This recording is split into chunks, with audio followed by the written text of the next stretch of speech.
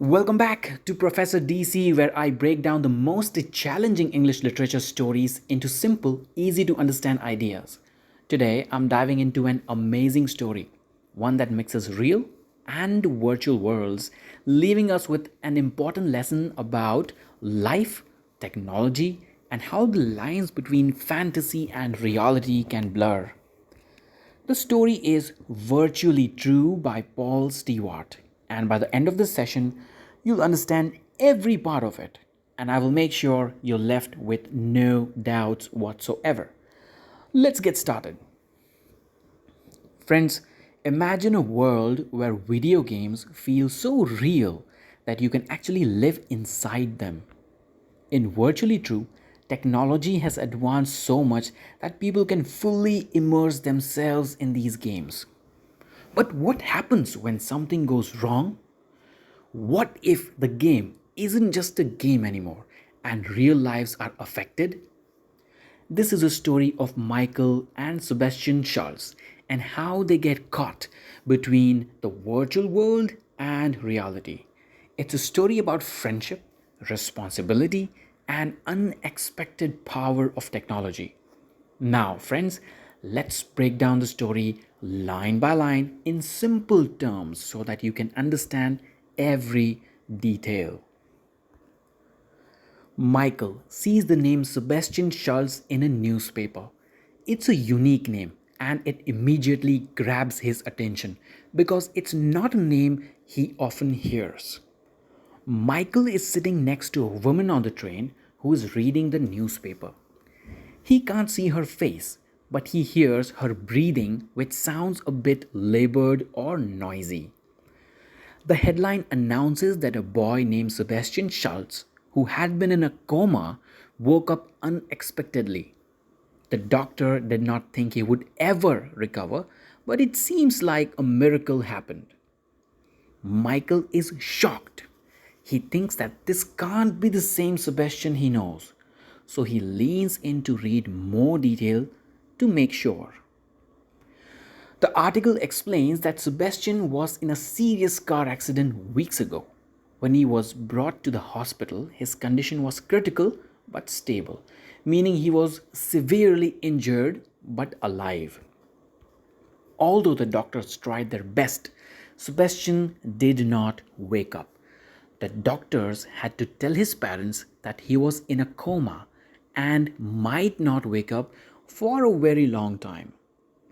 Sebastian's mother tells reporters that the doctors did everything possible, but she and her family were hoping for a miracle to save her son. The article states that the miracle they hoped for finally came true when Sebastian woke up from his coma. Michael finally sees a photo of Sebastian in the article and he's completely shocked. It's definitely the same Sebastian he knows from the game. And Michael can't understand how this is possible. Michael starts to feel uneasy because he realizes that Sebastian he knew from the virtual reality game had actually been in a coma the entire time. This makes no sense to him and gives him chills. Michael looks out of the window of the train, thinking deeply and trying to figure out how everything happened. He starts recalling past events. Michael remembers that it all began a month ago when he and his dad went to a computer fair. This is where the story really begins. Michael explains that his dad loves computer and has the latest, most powerful system with all the accessories. His dad is obsessed with technology. Michael's dad's computer is so advanced that it can do almost anything, including making even Michael's bad homework look impressive. Michael talks about how much he loves playing video games on his dad's computer. The games are so immersive that it feels like he is really inside the game, fighting monsters or enemies. Michael explains that technology keeps getting better and better, and his dad can't help but buy the newest gadgets. That's why they went to the computer fair to see and buy the latest technology. At the computer fair, they bought a virtual reality VR headset and glove along with some new psycho driven games. Michael is excited because the technology is amazing. Michael explains that the VR headset and glove don't just let you see the game in 3D, but they also let you control the game with your mind, which he thinks is really cool. Michael recalls that some of the games they bought were not brand new, they had been used before, but that didn't matter to him at the time. Michael talks about how once they got home and he immediately started playing one of those games they bought. The first game he played was called Wild West. Michael says that he loves how advanced technology makes it easier to understand things from the past, like playing a game set in the Wild West. When Michael plays the game, it feels so real that he forgets he's in his room, which they call the power base.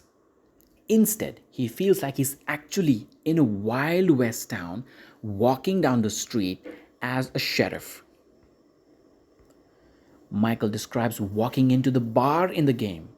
As soon as he enters, the people in the bar stop talking and give him cold, unfriendly looks.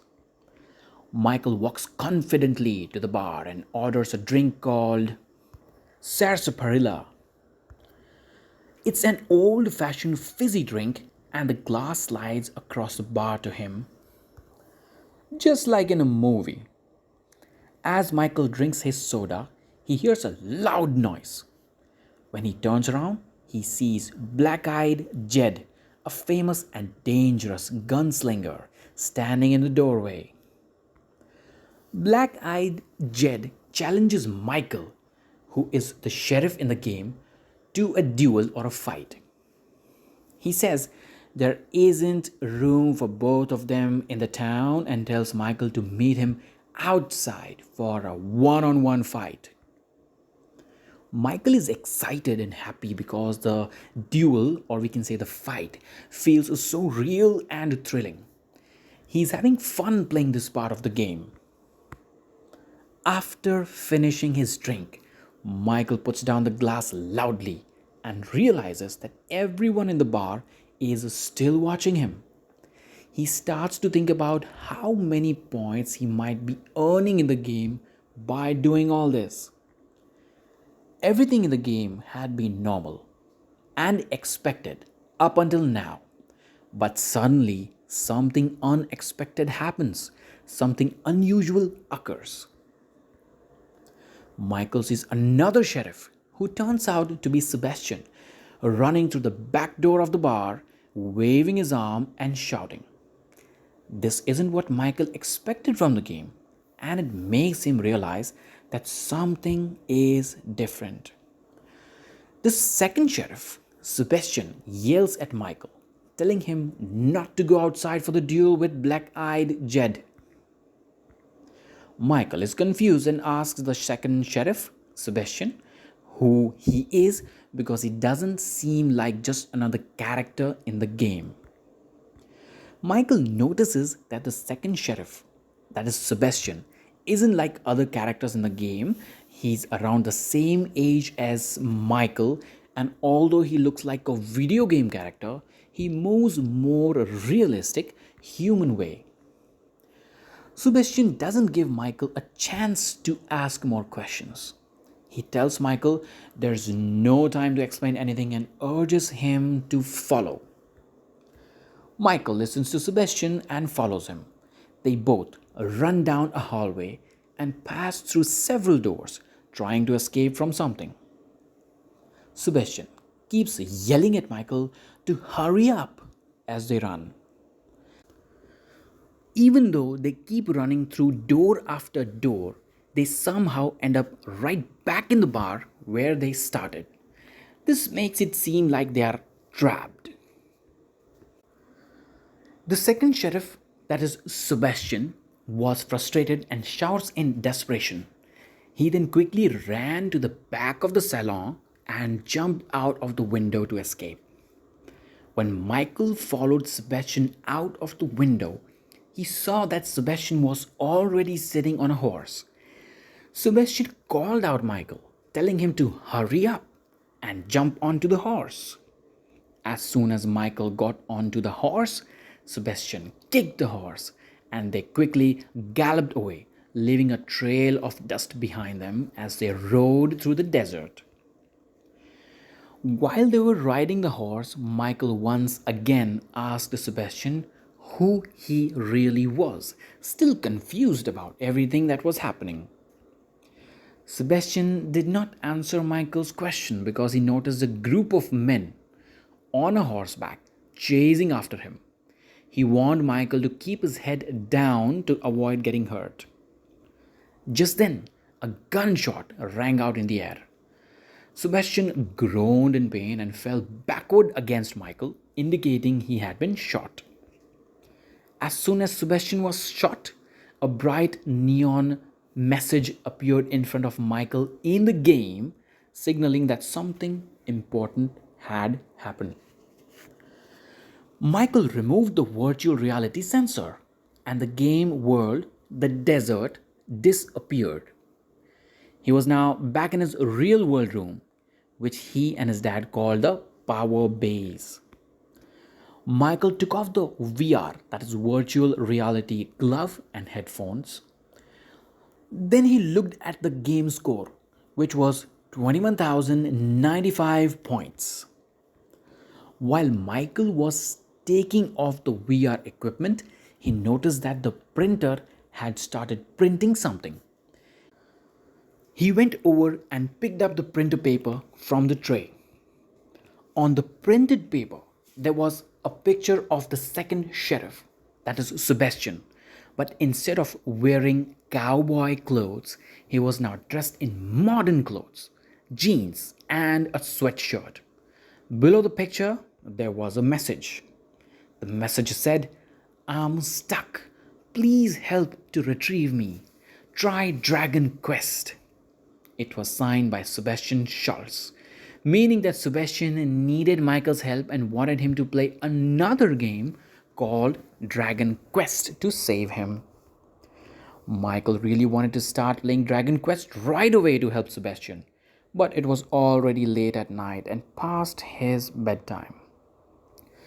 The next morning, Michael got up early, went straight to the computer, and started playing Dragon Quest. In the game, he found himself walking through huge, heavy doors in the dragon castle. The goal of the game was clear. Michael had to rescue a princess named Aurora from the evil dragon and collect the dragon's treasure on the way. By the time Michael reached the tower where the princess was trapped, he had already collected a lot of treasure. The princess Aurora was a young woman with long golden hair that was tied into plaits, or we can say braids. The princess was excited to see Michael and called him her hero, asking him to rescue her immediately. In the background, Michael could hear the dragon roaring, so the situation was getting urgent. Suddenly, Michael heard another voice. A second knight, which is Sebastian, appeared from a wardrobe in the tower. Sebastian told Michael to forget about rescuing the princess and focus on rescuing him instead. Michael was surprised to see that the knight was actually Sebastian. He called out his name to confirm it was really him. Sebastian, as the second knight, nodded and told Michael to hurry while they still had time. He then grabbed a pair of scissors and cut off the princess's long braids. Sebastian tied the braids together to make a rope, attached one end to the bedpost, and threw the other end out of the window so they could climb down and escape. Sebastian shouted at Michael to go quickly. He jumped out of the window and climbed down the rope made from the princess's hair. Just as Sebastian was climbing down, the dragon appeared. Michael was scared, but he quickly followed Sebastian and jumped out of the window. While Michael was climbing down the rope, he could feel the hot breath of dragon getting closer to him. Michael and Sebastian ran across the top of the castle, down a spiral staircase, and through a secret passage hidden behind a tapestry. The entire time, Michael could hear, feel, and even smell the dragon chasing after him. Sebastian shouted that the only way they could escape the dragon was by heading to the dungeons, which was their last scene. Michael and Sebastian hurried down to the cold stone steps of the dungeon with their swords ready. But suddenly the dragon appeared at the other end of the corridor. Before they could even react or try to escape, the dragon was already right in front of them, ready to attack. Michael tried to fight the dragon by swinging his sword, but it did not work. The dragon wasn't interested in Michael. It only wanted Sebastian, and Michael couldn't stop it from capturing him. After the game ended, another message printed out. It said, "Better luck next time." Sebastian was pleading with Michael not to give up because if Michael failed, Sebastian would remain trapped inside the game forever. Sebastian asked Michael to try the next game, Jailbreak, to save him. Michael felt a strong sense of urgency and desperation. So he immediately started playing the next game, Jailbreak, without hesitating. The next game, Jailbreak, was set in futuristic high security prison. The prison was filled with advanced security features like cameras, guard dogs, lasers, and alarms. In the game, Michael found himself in the middle of the prison with Sebastian. They were both dressed as prisoners, and their mission was to escape. As soon as the game began, the cell doors opened and Michael and Sebastian started running. Sebastian had a swipe card that could unlock most of the doors in the prison, but the guard dogs were already chasing after them. Michael and Sebastian managed to escape through the last door and found themselves outside. A helicopter was waiting to pick them up. Sebastian had planned the escape perfectly. Sebastian shouted at Michael to hurry up and get into the helicopter because they were so close to successfully escaping the game. Michael turned around and saw a guard chasing after them, waving a gun. Just then, a guard dog appeared and jumped at Sebastian, knocking him down to the ground. Michael screamed in shock and stopped running, but it was too late. He couldn't do anything to save Sebastian, and the words, "Game over," flashed in front of his screen. Michael felt terrible. This was the worst he'd ever felt after losing a game.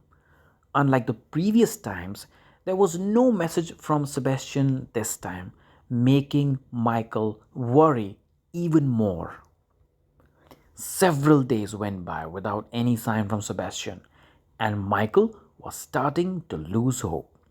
Then suddenly, the printer started printing again. The printed message was from Sebastian again. It was his final plea for help, asking Michael to give it one last try to save his life.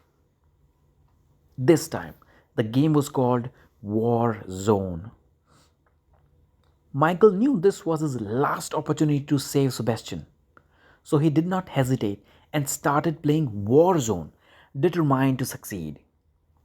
Warzone was set in a war torn city that had been completely destroyed. Tanks were driving through the streets, and there were constant gunfire and explosion all around them. The goal of the game was simple but dangerous. Michael and Sebastian had to reach the helicopter on the other side of the city. There were no more chances left.